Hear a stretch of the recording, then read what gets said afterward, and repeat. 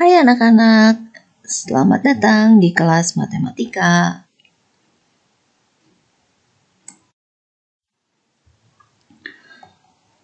Saya mau membeli sekeranjang buah apel.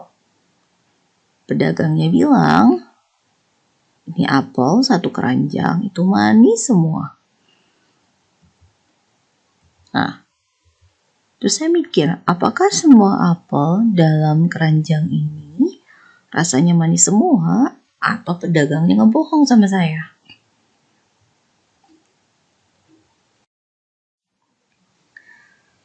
Nah, karena apelnya nggak mungkin dicobain satu-satu, jadi saya milih beberapa apel. Apel pertama saya ambil, terus saya makan. Ternyata rasanya manis. Kemudian saya ambil lagi, apel kedua, ternyata rasanya manis juga. Nah, dari hasil percobaan dengan 2 buah apel yang ternyata rasanya manis, disimpulkan bahwa semua buah apel dalam keranjang tersebut rasanya manis. Nah, pembuktian dengan cara seperti ini adalah pembuktian dengan cara induksi. Nih, mungkin kalian akan berkata bahwa tapi kan hasilnya belum tentu valid. Nah, betul. Dalam hal ini hasilnya belum tentu valid karena tidak bisa kita buktikan secara langsung selain dengan mencobanya satu-satu. Nah, tapi metode yang diambil dengan cara mengambil sampel dari 1 apel, kemudian 2 apel, dan dari situ kita tarik kesimpulan untuk keseluruhan apel. Metode cara itulah yang disebut dengan cara induksi. Nah, dalam matematika, pembuktian dengan cara induksi ini akan digunakan untuk membuktikan apakah sebuah pernyataan matematis, baik itu kalimat matematika atau rumus-rumus matematika, berlaku untuk semua bilangan. Ya, nah, dalam hal ini berarti si rumus tersebut atau kalimat matematika tersebut harus berlaku untuk bilangan yang ke-1, bilangan kedua, bilangan ketiga, dan seterusnya. Makanya di sini saya gambarkan prosesnya itu seperti efek domino, di mana kalau kamu jatuhkan dominonya ke belakang, maka keseluruhan domino yang di belakang itu akan jatuh juga. Gitu. Jadi itulah induksi matematika yang akan kita bahas sekarang.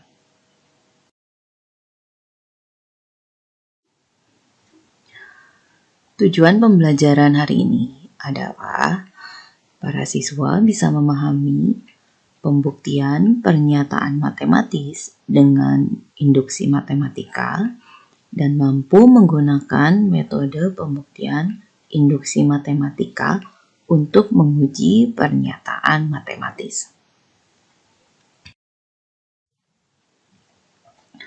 Sebelum kita belajar tentang apa itu induksi matematika, kita lihat dulu apa yang disebut dengan notasi sigma. Notasi sigma itu adalah ekspresi aljabar yang menyatakan penjumlahan beberapa buah bilangan. Oke, simbolnya adalah seperti ini. Jadi, ini lambang notasi sigma. Oke. Yang ini adalah rumus masing-masing suku. Yang ini adalah batas bawah dari penjumlahan. Yang ini adalah batas akhir dari penjumlahan.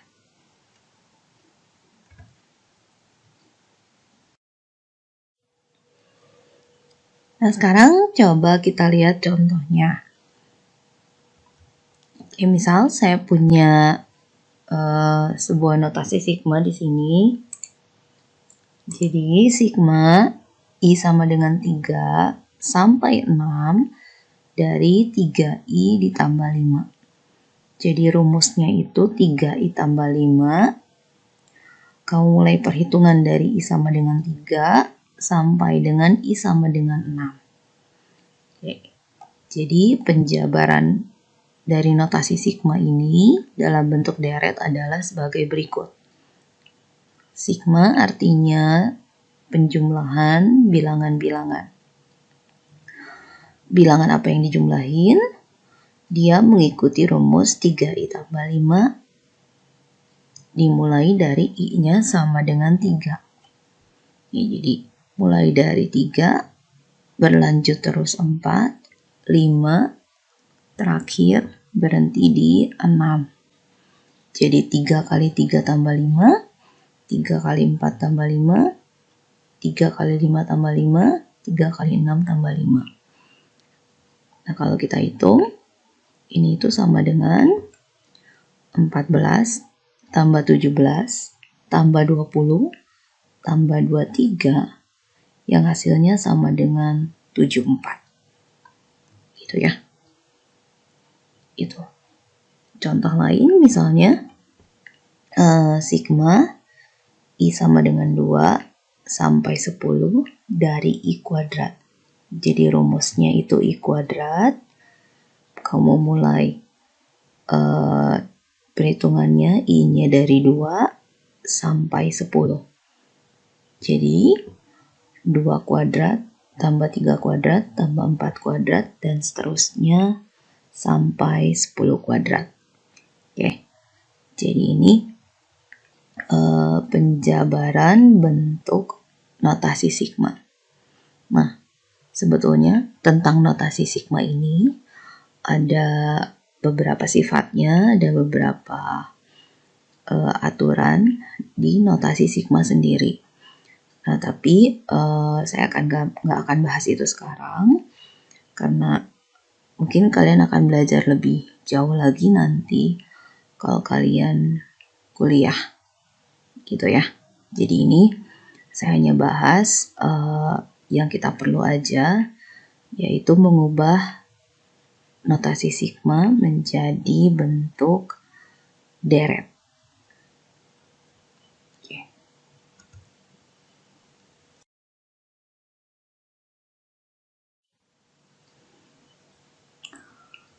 Pembuktian dengan cara induksi. Misalkan PN adalah sebuah pernyataan matematika yang akan dibuktikan kebenarannya. PN di sini bisa berupa rumus atau kalimat matematika. Tahap pembuktiannya yang pertama adalah PN harus terbukti benar untuk N sama dengan 1. Yang kedua, PN harus terbukti benar untuk N sama dengan K dan N sama dengan K ditambah 1. Jadi ini tahapan pembuktian dengan induksi. Nah, mungkin kalian akan lebih mengerti kalau kita melihat langsung contoh-contoh dan cara pemakaiannya. Oke, sekarang kita lihat gimana caranya kita membuktikan pernyataan matematis dengan menggunakan induksi matematika. Di sini kita akan membuktikan bahwa untuk semua bilangan asli N berlaku 1 tambah 3 tambah 5 dan seterusnya sampai dengan 2N-1 itu hasilnya sama dengan N kuadrat. Gitu ya. Nah, dalam pembuktian dengan cara induksi ada 3 tahapan. Yang pertama, kita buktikan bahwa rumus ini berlaku benar untuk N sama dengan 1. Gitu. Jadi pada dasarnya kita bisa pilih bilangan asli manapun dari 1 sampai tak hingga. Nah, supaya mudah kita pilih N sama dengan 1. Dan untuk selanjutnya juga kamu pilih demikian. Ya, jadi kita pilih N sama dengan 1. Untuk N sama dengan 1 artinya kita menjumlahkan satu suku. Atau kita ambil suku pertama aja gitu ya. Sama dengan, nah di sisi sebelah kanan itu kamu ganti N-nya itu jadi 1. 1 kuadrat. Nah, 1 sama dengan 1. Terbukti ya benar ya. Oke. Nah, sekarang tahapan yang kedua. N sama dengan K. Gitu. Di yang kedua ini, pada dasarnya kita akan mengeneralisasi si bilangan aslinya. Karena kita nggak mungkin ngebuktiin dengan memilih beberapa angka saja, karena angka yang dipilih itu terlalu banyak. Dari 1 sampai tak hingga gitu ya. Angkanya kan banyak. Tuh. Dan kita nggak mungkin juga cuman memilih beberapa angka aja. Nah, jadi kita generalisasi, kita pilih N sama dengan K. Gitu. Oke, di tahapan yang kedua ini, kita jabarin dulu. Si rumusnya kita ganti N sama dengan K. 1 tambah 3 tambah 5 dan seterusnya tambah 2K min 1 sama dengan K kuadrat. Gitu ya. Nah, di yang kedua ini kita nggak ngebuktiin apa-apa. Karena justru yang kedua ini bentuknya akan kita pakai sebagai acuan untuk membuktikan di tahapan yang ketiga. Yaitu kita ambil N-nya sama dengan K plus 1. Gitu. Gitu ya. Jadi ini N sama dengan 1, N sama dengan K, dan N sama dengan K plus 1. Sama kayak tadi, kita jabarin juga N-nya sampai K plus 1. Nah, antara K sama K plus 1 itu kan cuman berbeda satu suku. Jadi, kamu bisa tulis ulang bentuk yang kedua. 1 tambah 3 tambah 5 sampai dengan 2K min 1. Kemudian ditambahin satu suku lagi. Yaitu K-nya kita ganti sama K plus 1. Hasilnya itu sama dengan K plus 1 kuadrat. Nah, inilah yang akan kita buktikan. Sisi sebelah kiri sama dengan sisi sebelah kanan. Jadi inilah yang akan kita buktikan. Oke, bagaimana membuktikannya? Nah, kita pakai bentuk yang kedua. Seperti kita tahu bahwa dari 1 tambah 3 tambah 5 sampai 2K min 1, itu hasilnya kan sama dengan K kuadrat. Yang ini. Jadi, kita ganti bentuk yang awal itu menjadi K kuadrat. Ya. Yang selanjutnya disubstitusi, didistribusi maksudnya. 2K ditambah 2 dikurangi 1. Kemudian kita sederhanakan menjadi K kuadrat tambah 2K ditambah 1. Yang hasilnya adalah K ditambah 1 kuadrat. Oke, jadi terbukti ruas sebelah kiri sama sebelah kanan itu sama. Gitu. Sisi sebelah kiri sama sisi sebelah kanan itu sama. Jadi terbukti bahwa rumus itu berlaku untuk semua bilangan asli N. gitu. Dengan tahapan yang kita ambil adalah kita membuktikan satu angka bilangan asli, yaitu n sama dengan 1. Kita ambil n secara umum, n sama dengan k, dan n sama dengan k plus 1. Gitu. Jadi itu tahapan pembuktian dengan menggunakan induksi matematika.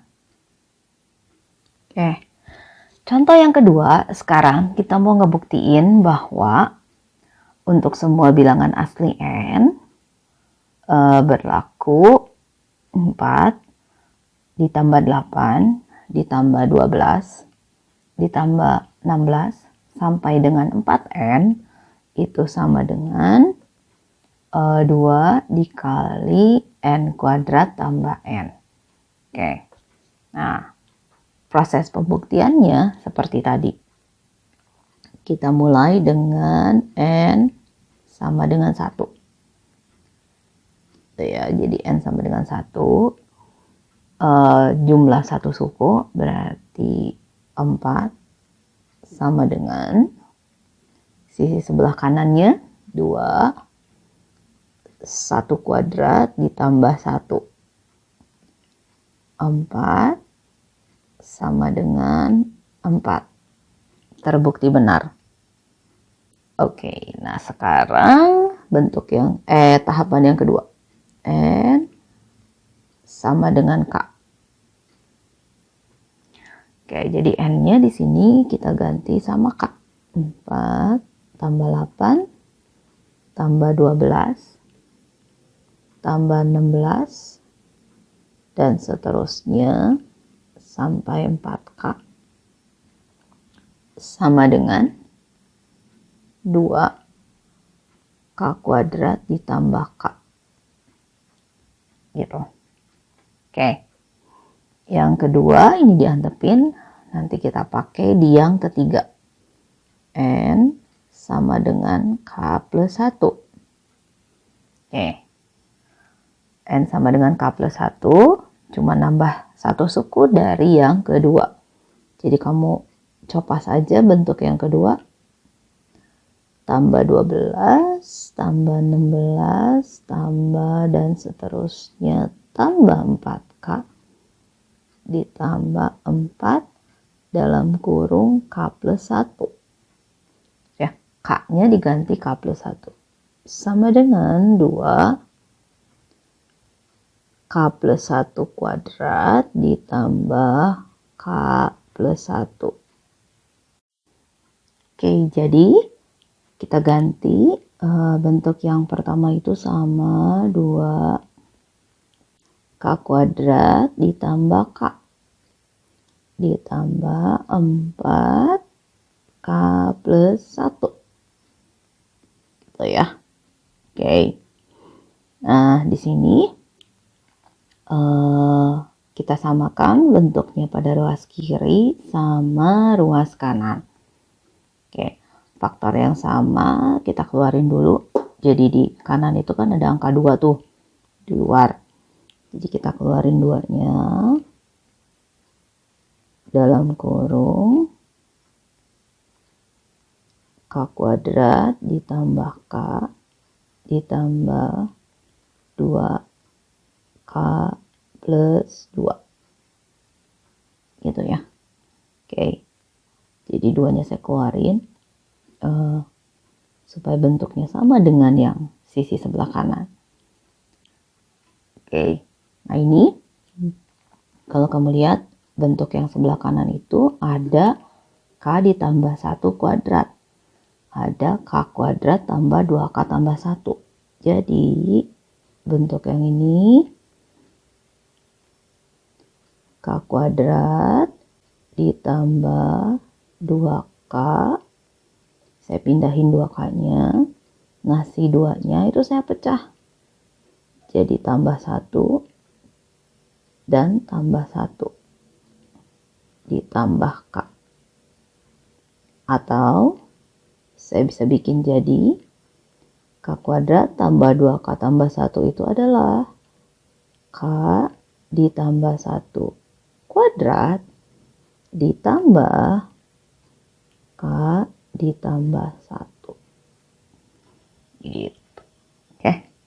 Nah, bentuknya udah sama dengan bentuk yang ingin kita buktikan dengan rumusnya. Tuh ya. Mungkin ada yang bertanya, gimana kalau kita jabarin aja yang ruas sebelah kanan? Nah, itu tuh nggak boleh. Pada prinsipnya kan kita justru mau ngebuktiin bahwa bentuk yang sebelah kiri itu bisa kita ubah jadi bentuk sebelah kanan. Gitu ya, jadi sebetulnya yang sebelah kanan itu nggak boleh kita apa-apain sama sekali. Yang boleh kita ubah-ubah hanya bentuk sebelah kiri saja. Gitu ya. Jadi itu contoh nomor 2. Nah, ini beberapa latihan tentang induksi matematika. Kalian boleh mencobanya secara mandiri setelah video ini, atau jika kalian ada masalah atau ada pertanyaan, kalian boleh bergabung dengan Zoom meeting dengan link seperti biasa. Jadi Zoom meeting yang diadakan setelah video ini tidak wajib, itu hanya untuk kalian yang ada pertanyaan tentang materi yang baru aja disampaikan atau tidak bisa mengerjakan soal-soal latihan yang ini. Oke?